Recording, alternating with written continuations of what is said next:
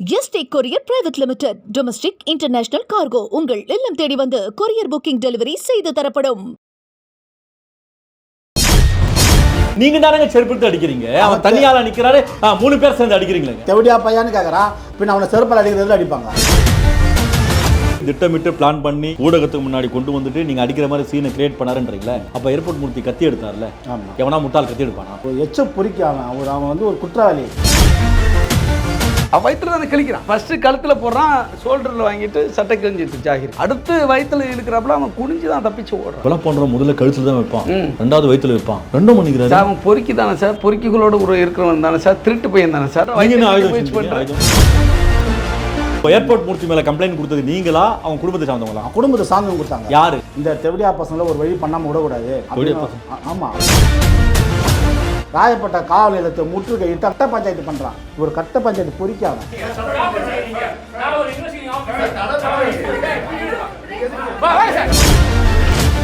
இஸ்லாமியர் இடத்த அபகரிக்கிறானுங்க. சங்பரியார் கும்பலோட தூண்டுதல் பேர்ல எல்லாம் உள்ள இருக்கிறானுங்க. மயிலாப்பூர் டிசி இருந்த கலியப்பெருமாள் என்றவர் தான் துப்பாக்கியோட அவனை கைது பண்ணாரு.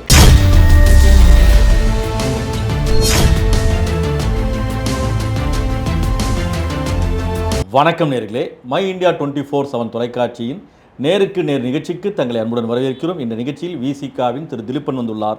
அவரை அன்புடன் வரவேற்போம். வணக்கம். உங்கள் பேர் திலீப்பா, திலீபனா? என் பேர் திலீபன். என் பேர் ஒரிஜினல் பேர் வந்து மகாதேவன். அந்த ஈழத்தமிழ் பற்றுக்காக உண்ணாவிரதம் இருந்த திலீபன் அவருடைய நினைவாக இந்த பேர் நான் வச்சுக்கினேன். அது வந்து தலைவர் வந்து ஒரு 10,000 பேருக்கு தமிழ் பேர், இனிய தமிழ் பேர் சூட்டினார். அதில் வந்து பேர் மாற்றத்துக்காக தலைவர் மூலிமா இந்த பேரை என் பேர் திலீபன் மாற்றிக்கினேன். அப்போ ஈழத்து மீது பற்றுள்ள நீங்கள், ஈழத்தின் மீது உணர்வுள்ள நீங்கள் விசிகாவில் பயணிக்கிறீங்க, தோல் திருமாவுடன் பயணிக்கிறீங்க. அப்படிப்பட்ட நீங்கள் பக்குவப்பட்ட ஆள். நீங்கள் அப்படி பக்குவப்பட்ட நீங்கள் ஏர்போர்ட் மூர்த்தி எதிரியாக இருந்தாலும் நீங்கள் இப்போ செருப்பு எடுத்து அடிச்சது தப்பு இல்லையா? நீங்கள் கேட்குறது நியாயமான கேள்வி தான். நாங்கள் எடுத்ததும் ஒருத்தர் யாரும் செருப்பு தூக்கியோ இல்லை ஆயுதத்துக்கு தாக்கல. அவர் இரண்டு தலைவர் வந்து வாடா போடா உரிமையில் கொச்சப்படுத்துவார். அறிவாலயத்தின் 4 கால் ஜீவன் நாயின்னு சொல்லுவார் தலைவரை. லட்சம் சிறுத்தைகளை வந்து இன்றைக்கி ஒடுக்கப்பட்ட மக்களுக்காக தண்ணியை அர்ப்பணிச்சுக்கிற ஒரு மாபெரும் தலைவரை ஒரு சாதாரண தற்கொலை ஏற்பட்டு மூர்த்தி வந்து கொச்சப்படுத்தும் போது என்ன போல தொண்டனை தாங்கிக்க முடியுமா? என்ன திட்டம் இருக்காமீங்க? இதோ அனுப்புறேன். திருமாவளவனே, நீயா நான் பார்த்துருவேன்டா, உன்னால என் பிடுங்க முடியுமா பார். இந்த மாதிரி பேசுகிறான் புறம்போக்கு நாய். இவனை பார்த்து ஒரு உண்மையான தொண்டை வந்து ஆத்திரப்பட மாட்டான், கோவப்பட மாட்டான். நீங்கள் செருப்பை தூக்கிட்டு மட்டும் நீங்கள் கேள்வி கேட்குறீங்க. ஒரு எச்ச பொறிக்காம அவன் வந்து ஒரு குற்றவாளி. கிட்டத்தட்ட 18, 15, 20 வருஷமாக இதாங்க பண்ணிக்கிறான். இதோட மோசமாக பண்ணிக்கிறான். இன்னொன்று சொல்லிட்டுமா, நான் டிரைவிங் உட்லன்ஸ் ஹோட்டலேருந்து தெரியுமா, இப்போ இடிச்சு அந்த பார்க் இருக்குது, இப்போது தொல்காப்பியர் பூங்கா இருக்குது. அந்த பார்க் முதல்ல டிரைவிங் உட்லன்ஸ் ஹோட்டல் இருந்தது. ஒரு இன்ஜினியர், அவர் பேர் நந்தகுமார், அவர்கிட்ட 40 லட்சம் கேட்டு அவரை கிட்னாப் பண்ணி உள்ளே இட்டுன்னு போய் கார்லேயே வச்சு கிட்னாப் பண்ணி வச்சு மிரட்டும் போது அன்றைக்கி மயிலாப்பூர் டிசி இருந்த கலியப்பெருமாள் என்றவர் தான் துப்பாக்கியோடு அவனை கைது பண்ணார். அதில் என் கூட அந்த 2 பேர் கைதானானுங்க. ஆமாம், 40 லட்சம் கேட்டு மிரட்டி அந்த கேஸ் நடந்து இங்கே தான் அந்த நம்ம பீச் ஸ்டேஷன் கோர்ட்டில் தான் அந்த கேஸ் நடந்தது. துப்பாக்கி முறையில் கைது செய்யப்பட்ட எச்ச பொறிக்கு இந்த நாய். இப்போது ஏர்போர்ட் மூர்த்தி எங்கே வந்தார், என்ன நடந்துச்சு? ஏர்போர்ட் மூர்த்தி டிஜிபி ஆஃபீஸுக்கு வந்தார். அவர் வந்தது எங்களுக்கு தெரியாது. நாங்கள் வந்து டிஜிபி ஆஃபீஸ்லேருந்து ஒரு 30 மீட்டர் தள்ளி உள்ள ஒரு டீ கடையில் உட்காந்துருக்கோம். அவர் டிஜிபி ஆஃபீஸுக்கு வந்தாருன்னா டிஜிபி ஆஃபீஸில் வண்டி ஒருத்தருக்கு இடம் இருந்தாங்க விட்டு அவர் டிஜிபி ஆஃபீஸுக்கு உள்ளே போயிருக்கலாம். அவர் என்ன ஒரு அந்த வேலையை பார்த்துருக்கலாம். நாங்கள் எங்கே உட்காந்தோமோ அங்கே தான் வந்து காரை பார்க் பண்ணுறாரு. அங்கே வந்து பார்க் பண்ணுறது அவசியம் அவருக்குன்னா டிஜிபி ஆஃபீஸில் கேட்டுக்கும் எங்களுக்கு சம்மந்தம் இல்லை. நாங்கள் எங்கே உள்ள ஒரு ஓரமாக உட்காந்துருக்கோம். அந்த இடத்துல நேருக்கு நேரம் காரை நிறுத்த வேண்டிய அவசியம் என்ன? சரி, ஏன் வந்தார்? அங்கே எங்களை அட்டாக் பண்ண தான் வந்தார் அவர். நான் அப்படியே திருப்பி கேட்குறேன், ஏர்போர்ட் மூர்த்திக்கு நீங்கள் அங்கே இருக்கிற விஷயம் எப்படி தெரியும், ஏன் அங்கே வரணும்? ஏர்போர்ட் மூர்த்திக்கு எப்படி தெரியும்னு சொன்னால், பிரச்சனை ஆகும்போது ஒரு கருப்பு சட்டை போட்டு அந்த ஏர்போர்ட் மூர்த்தி மடக்கிறான். அவன் வந்து எங்கள் ஏரியா சேர்ந்தவன் தான். அவன் உங்கள் ஏரியா? ஆமாம், நாங்கள் வசிக்கிற பகுதி சேர்ந்தவன் தான் அவன். சரி, ஒரு 10 வீடு 15 வீடு தள்ளி அந்த பகுதி சேர்ந்தவன் தான் அவன். அவன் தான் அந்த ஏர்போர்ட் மூர்த்தி. அவன் தான் வந்து சொல்லியிருக்கணும், இவனுக்கு இங்கே தான் டீ குடிப்பானுங்க, இங்கே தான் வருவானுன்னு. அவன் மூலியமாக தான் எங்களுக்கு தகவல் ஏர்போர்ட் மூர்த்தி போயிருக்கோம். அந்த அடிப்படையில் தான் அவங்க வந்திருப்பான். சரி, ஓகே. இப்போ ஏர்போர்ட் மூர்த்தி வராத இடத்துக்கு ஒன்றும் வரல. டிஜிபி ஆஃபீஸ் ஏன் போல, ஏன் இங்கே வந்தாருன்ற கேள்வி நியாயம்தான். ஏர்போர்ட் மூர்த்தி வந்துட்டார், உங்கள் இடத்துக்கே வந்துட்டார். வந்துட்டாருன்னா அதுக்கு நீங்கள் செருப்பு தூக்கலாமா? அவர் என்ன கேட்டாருன்னு தெரியுமா? அவர் காரை விட்டு இறங்கி வந்து என்ன கேட்டாருமா, கூட என்ன சொல்கிறாரு, இந்த தெவடியா பசங்களை ஒரு வழி பண்ணாமல் விடக்கூடாது. ஆமாம், அப்படியே சொல்கிறாரு. யார்கிட்ட? அவங்க கூட ஒரு சொல்கிறாரு, அந்த கருப்பு ஷர்ட். ஆமாம், அவன் பேர் என்ன? அவன் பேர் வேலு. அப்போ என் கூட இந்த குமார பகர், யார் சொல்கிறேன்னு கேட்டால், உங்களை தான் நான் சொல்கிறேன் தெவடியா பசங்களா அப்படின்னு சொல்லிட்டு திட்டிட்டு என்னை வாழ விட மாட்டீங்களா, ஏன்டா நீங்களும் இவங்க இருக்கிறீங்க உங்க தலைவன் எப்படி இருக்கிறான்னு சொல்லி எங்கள் தலைவரை கொச்சை பண்ண அதுதான் வாக்குவாதம் ஆகுது. நான் உனக்கு கேட்குறேன், குமாரப்பா கேட்டாலும் அப்போ உங்களுக்கு சூடு சொல்றேன் இல்லையா? நீங்க அதுதான் நான் எழுந்துக்கிறேன். அப்போதான் வாக்குவாதம் ஆகுது. வாக்குவாதம் போது கை கலப்பாகுது. அவன் அடிக்க நாங்கள் அடிக்க அப்படியே மெயின் ரோட்டில் கூட்டு வந்து எங்களை ஊடகத்தை பதில் அப்படியே காட்டிடுறான். நாங்கள் அதை கவனிக்காத அவன் விரிச்ச வழியில் சிக்கிறோம். பார்க்குற ஊடகங்களுக்கு நாங்கள் நம்ம திட்டமிட்டு அங்கே நின்று அவர் தாக்குற மாரியும் அப்படின்ற ஊடகத்தில் பதிவாயிடுச்சு. அவர் அதை பயன்படுத்தி எங்களை ஒரு குற்றவாளியாகவும் எங்களை ஒரு வன்முறையாகவும் அங்கே சித்தரிச்சிட்டாரு. இல்லங்க, நீங்க தானங்க செருப்படுத்து அடிக்கிறீங்க. அவன் தனியால நிக்கிறாரு, 3 பேர் சேர்ந்து அடிக்கிறீங்களங்க. அப்படியே வீடியோல பார்த்தேன். 3 பேர் சேர்ந்து அடிக்கணும் பார்த்துருப்பீங்க. ஒருத்தர் தான் பார்த்துருப்பீங்க. அவன் தெவடியா பையான்னு கேட்குறான். பின் அவனை செருப்பால் அடிக்கிறதுல அடிப்பாங்க. அப்போ நீங்க ஏற்கனவே திட்டமிட்டு ஏர்போர்ட் மூர்த்தி அடிக்கல. நாங்கள் அடிக்கணும்னு நினச்சிருந்தா நாங்கள் ஏன் சார் டிஜிபி ஆஃபீஸர் அடிக்கணும்? அவனை அடிச்சு அந்த பொறிக்கு எங்கன்னா வயலில் மாடிக்கு அடிக்கலாமே. அப்படி திட்டமிட்டு அடிச்சிருந்தா 10-15 பேரை கொண்டு வந்து அடிச்சிடலாமே. நாங்கள் இயல்பாக இருக்கிறோம். அவன் தான் வந்து எங்களை வீண் சண்டை வாங்கி வம்புக்கு இருக்கிறான். அதான் அங்கே நடந்தது. நீங்க ஏன் செருப்பு தூக்கி அடிச்சிங்க? ஒரு தெவிடா பையன் கேட்டால் எங்களுக்கு கோவம் வராதா? உங்களை சும்மா விட மாட்டேன்னு கேட்குறான்.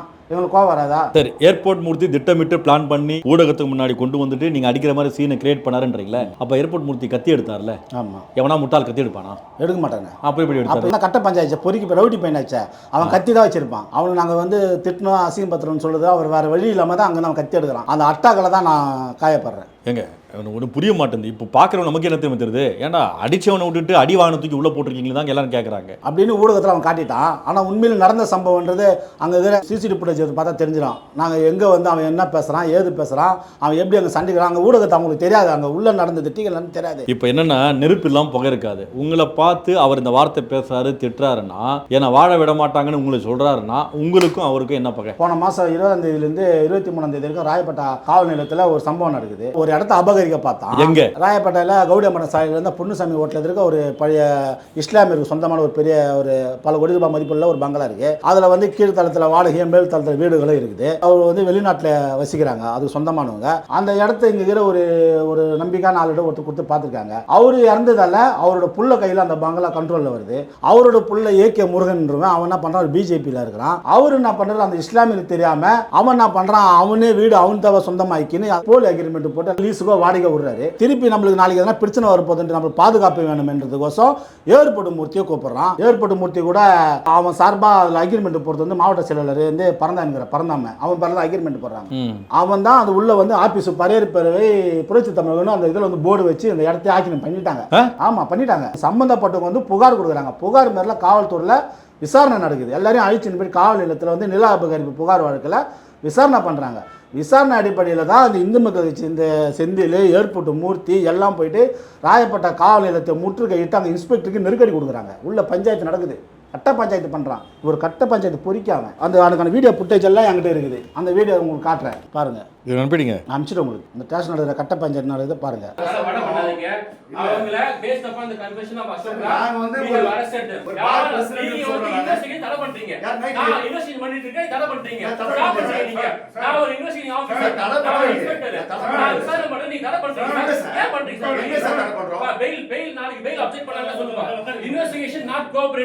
நான் வந்து இன்வெஸ்டிகேஷன் பண்றேன். யாருமே கோஆபரேட் பண்ணாங்க.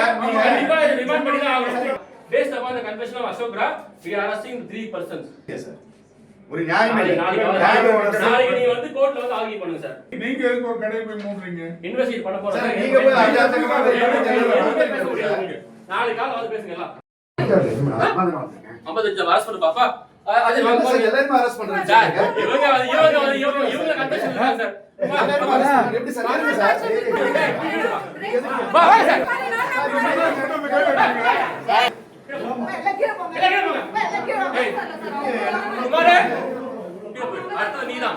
எனக்கு ஒன்றும் புரியல சார்.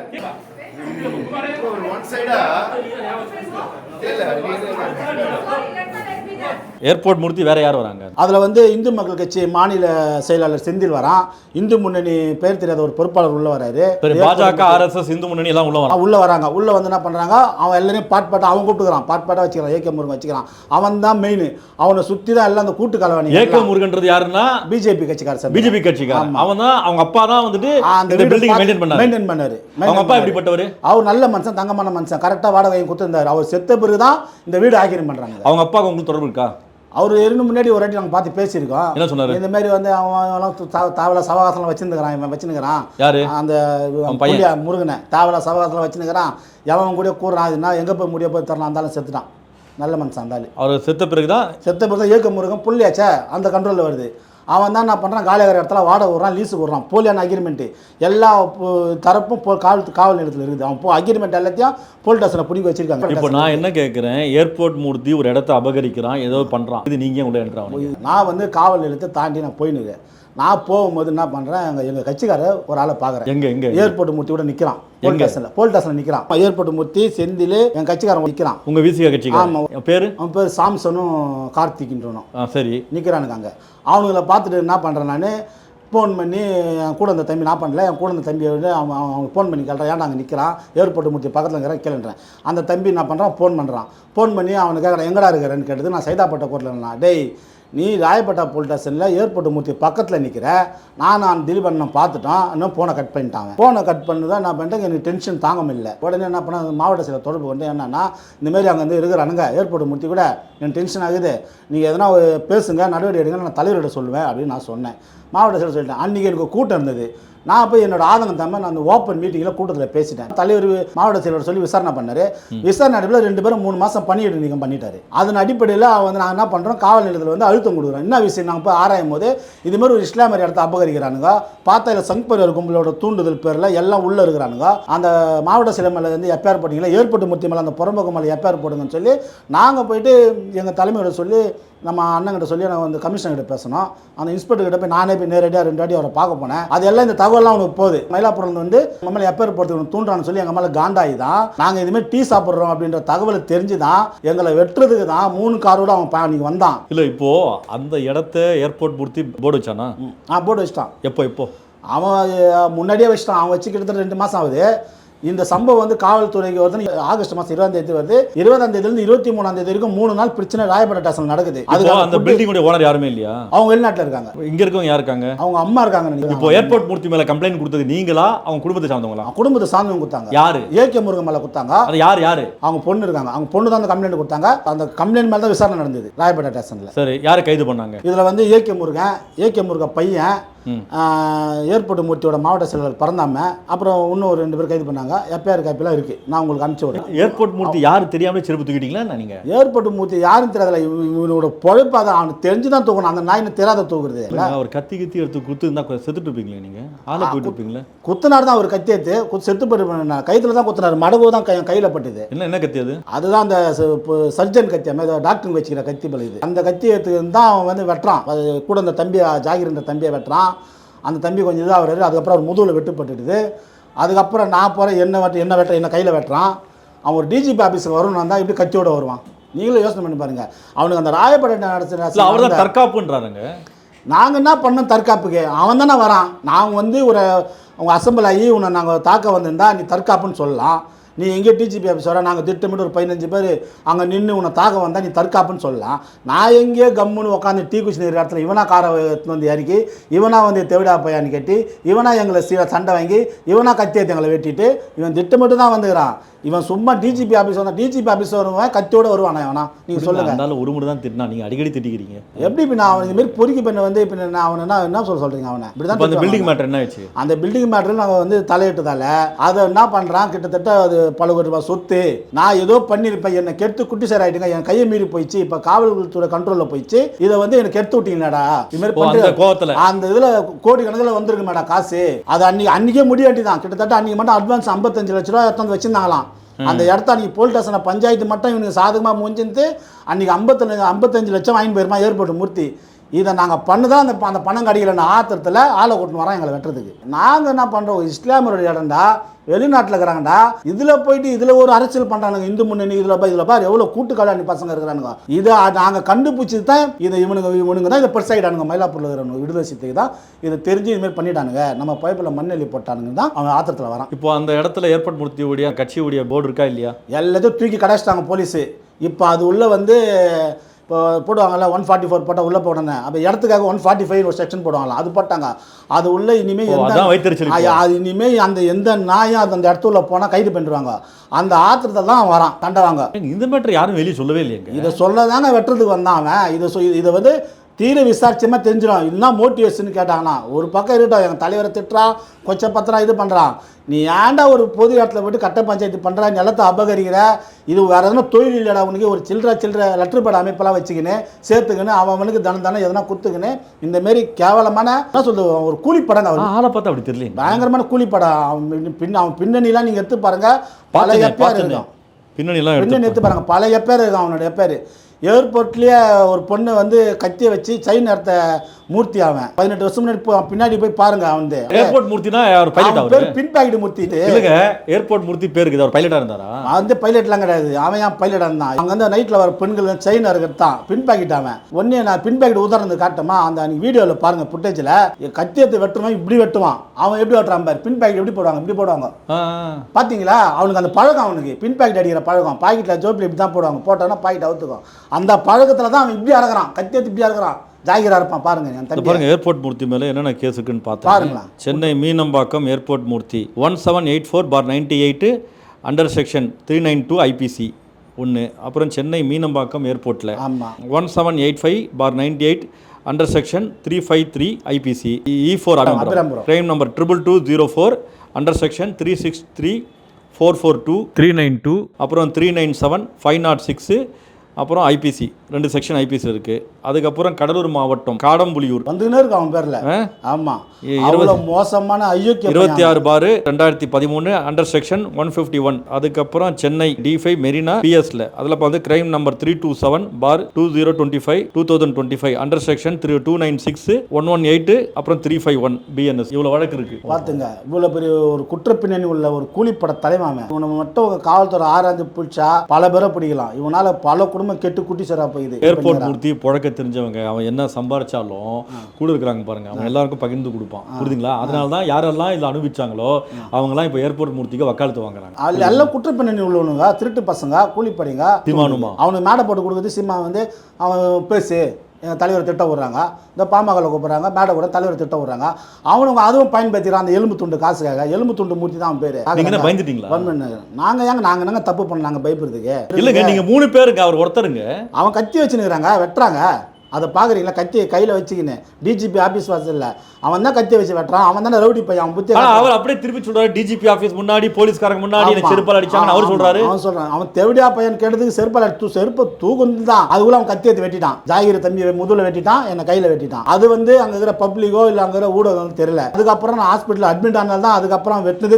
அட்மிட் ஆனீங்களா? ஹாஸ்பிட்டல் நான் ராயப்பேட்டையில் இருந்து ஐசியூல இருந்தேன் நான் 2 நாள். என் கையில் வந்து 16 தையல் போட்டிருக்காங்க. அவன் வெட்டின வெட்டுக்கு 16 தையல் போட்டிருக்காங்க. நான் ஐசியூல ராயப்பேட்டை. நீங்க தான் கம்ப்ளைண்ட் கொடுத்தீங்களா? நான் தான் கம்ப்ளைண்ட் பார்ட்டி. என் பேர் தான் திலீபன். நான் தான் கம்ப்ளைண்ட். அவர் கம்ப்ளைண்ட் தரல அவன் மேல தெரியல, குத்தாரா இல்லையா நமக்கு தெரியல. ஏர்போர்ட் மூர்த்தி கைது பின்னணி மற்றும் அவருடைய முழு விவரங்கள் குறித்து வழக்கறிஞர் ரஜினிகாந்த் வந்துள்ளார். அவரிடம் கேட்டு அறிவோம். வணக்கம்.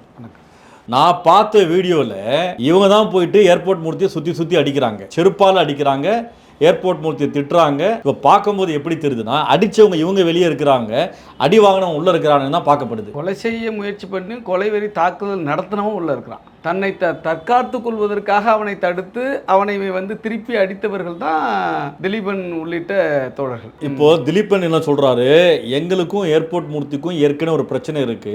முதல் பாயிண்ட், தொல் திருமாவளவன் அவர்களை வன்மையாக, கடுமையாக, பச்சையாக, அசிங்கமாக, அநாகரிகமாக பேசினான். அது ஒரு கோபம் இருக்கு. ஆனா அந்த கோபம் மட்டும் இல்லாமல் ஒரு இடத்துடைய பிரச்சனை, அபகரிப்பு பிரச்சனை, அந்த பிரச்சனையுடைய வெளிப்பாடு தான்றாரு. அதுல வந்து என்னன்னா, அவரு ராயப்பேட்டையில் இருக்கிற பொன்னுசாமி ஹோட்டலுக்கு எதிராக இருக்கிற ஒரு இடத்த வந்து ஆக்கிரமிப்பு பண்ண முயற்சி பண்ணியிருக்காரு. அவர் இந்து முன்னணியை சார்ந்தவர்கள், குறிப்பாக சொன்னால் இந்த அர்ஜுன் சம்பத் கட்சியில் பொதுச்செயலாளர், இந்து மக்கள் கட்சியா, அந்த செந்தில் உள்ளிட்ட சங்க பரிவாரங்களோடு சேர்ந்து இவரும் சங்கி தானே. அதனால் இவன் வந்து அந்த இடத்த ஆட்டையை போட முயற்சி பண்ணும்பொழுது எங்கள் தோழர்கள் நியாயத்தின் பக்கம் நிற்கிறாங்க. நியாயத்தின் பக்கம் நின்று யார் இதுக்கு முக்கிய மூல காரணமாக இருந்து அதை அபகரிக்க முயற்சி பண்ணுறாங்களோ அவர் மீது நடவடிக்கை எடுக்கணும் அப்படின்னு சொல்லிட்டு நடவடிக்கை வந்து எடுப்பதற்கு வலியுறுத்துறாங்க. இது அவனுக்கு வந்து மிகப்பெரிய ஒரு ஆத்திரத்தையும் கோபத்தையும் ஏற்படுத்த. ஏன்னா பல கோடி மதிப்புள்ள இடம் அது. அந்த பல கோடி மதிப்புள்ள இடத்த அவன் ஆட்டையை போட்டிருந்தான்னு சொன்னாக்கா இன்றைக்கி வந்து அவனுக்கு சில கோடிகள் கிடைச்சிருக்கும். அதை இவங்க கெடுத்துட்டதா அவன் ஃபீல் பண்ணுறான். அப்போ அந்த திட்டமிட்டு தான் வர்றான், திட்டமிட்டு வந்து தான் இவங்கள்ட்ட தகராறு பண்ணுறான். இப்போ ரொம்ப ஆபாசமான வார்த்தைகளில் அவன் பேசும் பொழுது இவர்கள் திருப்பி கேட்குறாங்க. திருப்பி கேட்கும்பொழுது தான் அங்கே தகராறு ஏற்படுது. அப்போ அங்கே வந்து மென்சரியாவோட இன்டென்ஷனோடு இந்த பிரச்சனையை வந்து உருவாக்குங்கிற எண்ணத்தோடு வந்தவனே வந்து அந்த மூர்த்தி தான். அதாவது டிஜிபி ஆஃபீஸ் முன்னாடி இந்த பிரச்சனை நடக்குது, அங்கே மீடியா இருக்குது, ஏன் அந்த புரிதல் உங்களுக்கும் இல்லையா, இல்லை இவனுக்கும் இல்லையா, ஏர்போர்ட் மூர்த்திக்கும் இல்லையா, எப்படி இது?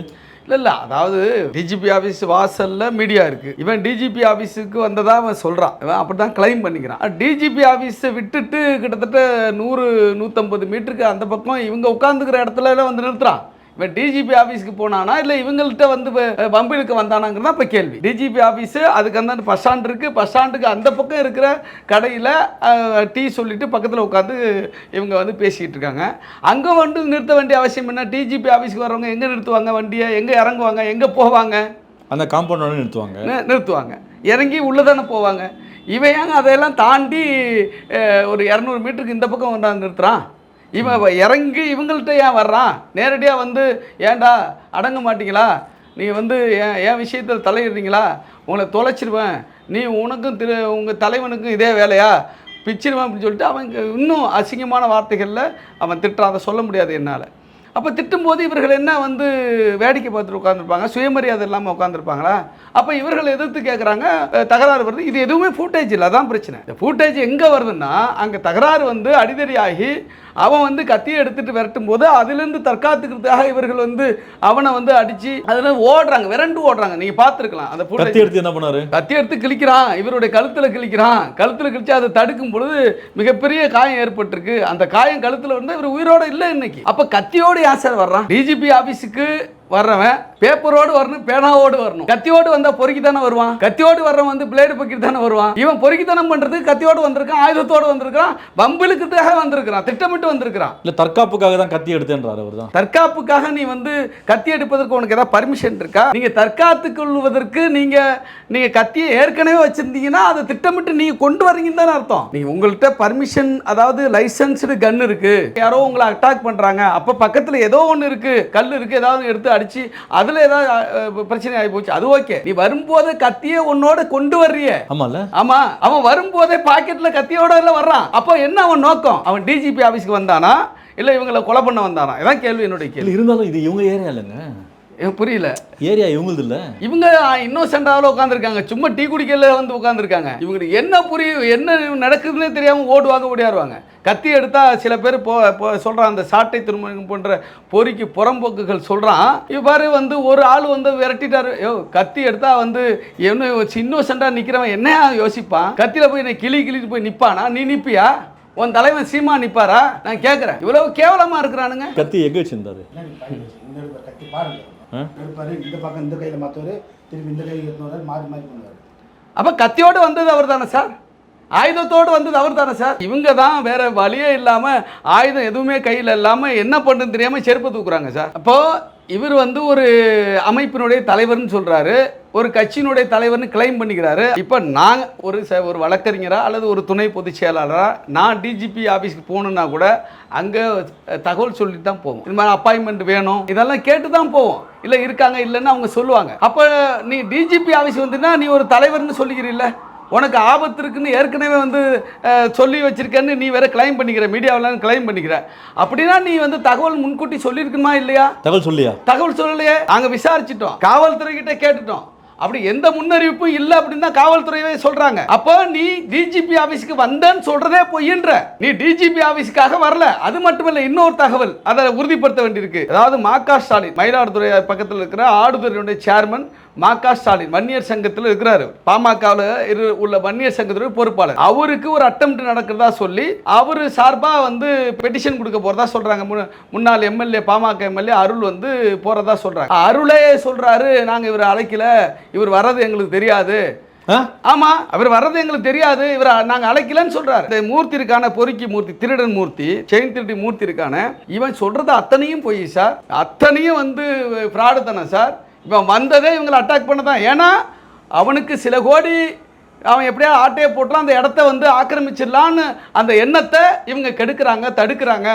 அப்போ இவர்களை வந்து நான் அந்த ஆத்திரத்தோடு வர்றான், இவங்களை ஏதாவது பண்ணிடணும் முடிவு பண்ணுறான். நான் என்ன சொல்கிறேன், நீ உயிரை பாதுகாக்க தான் நீ வந்து நான் அட்டாக் பண்ணுன்னு சொல்கிற அப்படின்னு சொன்னால் இவங்க ஓடும்போது நீ நிற்கணும்ல, ஏன் விரட்டி போய் கிழிக்கிற, கழுத்தை வந்து கிழிக்கிறதுக்கு முயற்சி பண்ணுற, பெரிய கையோட நேராக எந்த ஆயுதமும் கிடையாது. அவங்க போட்டிருந்த செருப்பு தான் ஆயுதம். அவர்கிட்ட தப்பிக்கிறதுக்கு இவங்க வந்து அவனை அட்டாக் பண்ண வேண்டிய அவசியம் ஏற்படுத்தலை சார். இவங்க தான் டிஃபென்ஸில் இருக்கிறாங்கன்ற நான். அவனுடைய கொலைவெறி தாக்குதலிருந்து அவனுடைய வந்து அந்த ஆயுதத்தால் வந்து தாக்குதலை வந்து சமாளிப்பதற்காக அவனை வந்து இவங்க தான் தற்காப்புக்காக அடிக்கிறாங்களே தவிர. இப்போ கம்ப்ளைண்ட் நீங்கள் என்ன கொடுத்தீங்க, ஏர்போர்ட் மூர்த்தி என்ன கொடுத்தாரு? நாங்கள் உட்காந்து டீ குடிச்சிக்கிட்டு இருந்தோம், பேசிக்கிட்டு இருந்தோம். திடீர்னு ஏர்போர்ட் மூர்த்தி காரை விட்டு இறங்கி இங்கேருந்து வந்து எங்களை வந்து கோத்தாங்கம்மான்னு திட்டினார். ஏன் வந்து திட்டும்பொழுது நாங்கள் எதிர்த்து பேசணும், என்ன வந்து சம்மந்தம் இல்லாமல் பேசுகிறான்ட்டு. ஏன்டா வந்து அடங்கவே மாட்டிங்களா, சும்மா இருக்க மாட்டிங்களா, நான் வந்து எனக்கு டிஸ்டர்ப் பண்ணிங்கன்னா உங்களையும் கொள்ளுவோம், உங்கள் தலைவரையும் நான் எதாவது பண்ணுவேன், என்கிட்ட நீங்கள் வந்து மாட்டி சாவ போகிறீங்க அப்படின்னு கேட்டால் நாங்கள் திருப்பி பேசணும். அப்போ மறைச்சி வச்சுருந்த கத்தி எடுத்து அவன் வந்து எங்களை வெட்டினா, நாங்கள் தடுத்தோம். இப்போ வந்து எனக்கு காயம் ஏற்பட்டிருக்கு. அதே போல் ஜாகிருங்கிறவரையும் வந்து அட்டாக் பண்ணியிருக்கான். ஜாகிரோடைய வயிற்றுக்கு கிழிஞ்சிருச்சு, அவனும் செத்துருப்பான் சார். பாவம் வயிற்று கிழிச்சா? வயிற்றுல தானே கிழிக்கிறான். ஃபஸ்ட்டு கழுத்தில் போடுறான் சார் ஃபஸ்ட்டு கழுத்தில் போடுறான், ஷோல்டரில் வாங்கிட்டு சட்டை கிழிஞ்சிட்டு ஜாகிருக்கு. அடுத்து வயிற்றுல இழுக்கிறப்பல அவன் குனிஞ்சு தான் தப்பிச்சு ஓடுறான். என்னங்க ஏற்கனவே எக்ஸ்பீரியன்ஸ் உள்ள ஆள் மாதிரி பண்ணுறாரு. கொலை பண்ணுற முதல்ல கழுத்தில் தான் வைப்பான், ரெண்டாவது வயிற்றுல வைப்பான், ரெண்டும் பண்ணிக்கிறாரு சார். அவன் பொறுக்கி தானே சார், பொறுக்கிகளோட ஒரு இருக்கிறவன் தானே சார், திருட்டு பையன் தானே சார். அப்புறம் எப்படி இருப்பான்னு நினைக்கிறீங்க நீங்கள்? அவர் என்ன கம்ப்ளைண்ட் கொடுத்தாரு? அவன் என்னை வந்து திட்டமிட்டு அடித்து என்னை கொலை செய்ய வந்தாங்கன்னு கொடுத்துருக்குறான். சரி, கண்டிப்பாக இந்த நிகழ்ச்சியில் தங்களுடைய பொன்னான நேரத்தை ஒதுக்கி பல்வேறு கேள்விகளுக்கு மிகவும் அழகாக அருமையாக விளக்கமளித்தீர்கள். மிக்க நன்றி. நேர்களை மீண்டும் அடுத்த நேருக்கு நேர் நிகழ்ச்சியில் சந்திப்போம். நன்றி, வாழ்த்துக்கள்.